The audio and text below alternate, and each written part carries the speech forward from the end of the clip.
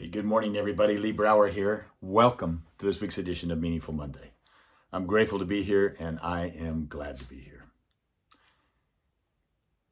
Can someone be motivated to cheat? Now, think about it carefully. Can someone be motivated to cheat?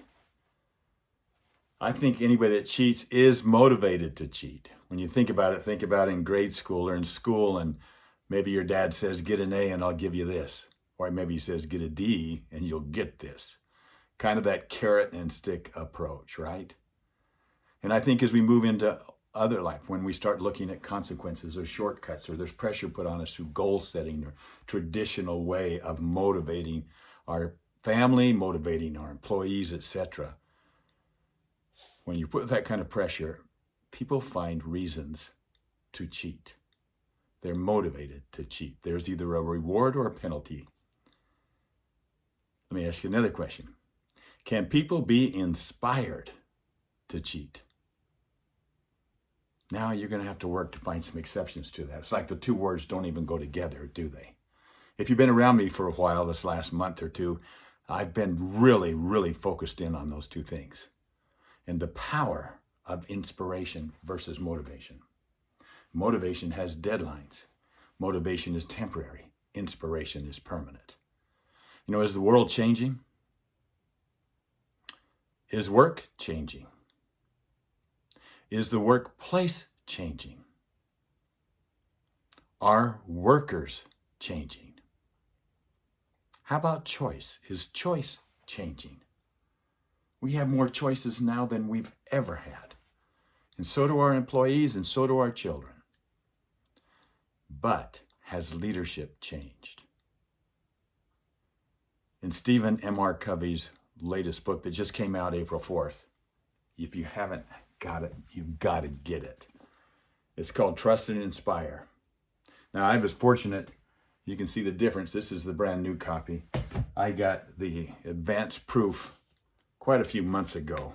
It's hammered. I've got so many notes in here, and I continue to read it and reread it. It's that kind of a book. You don't want to just say, oh yeah, I read it and it was interesting. You want to say, I read it and this is what I did about it. Read it and this is what I did about it. And then the Thrivers, and our network there, we're all out focused with arrows out and taking this to practice. So I encourage you, get this book, Trust and Inspire. You know, I was talking with my good friend and colleague, and he and his wife Micah are in the river. And he recently said the following, a lot of wisdom. He said, first of all, everyone is a chief problem finder. Everyone is a chief problem finder. But leaders are chief problem solvers.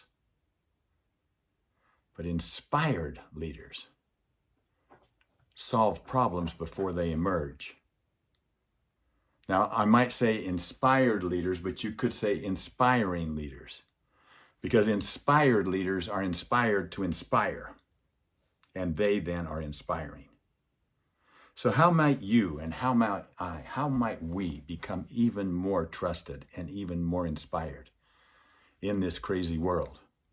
You know, there's so much now that's either the carrot or the stick. It's command and control.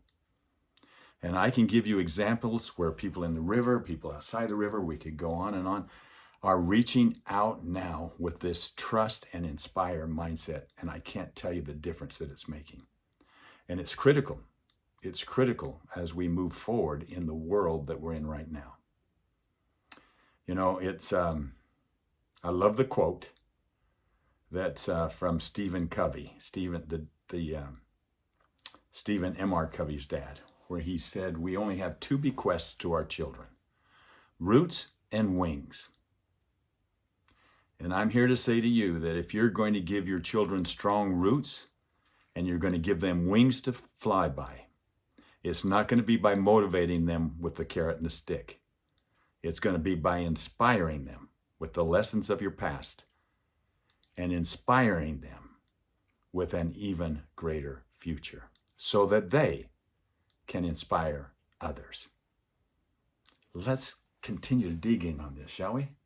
I think there's so much there for us to learn and so much there that we can use to give to others. Make it an inspiring week. We'll talk next week. Bye-bye.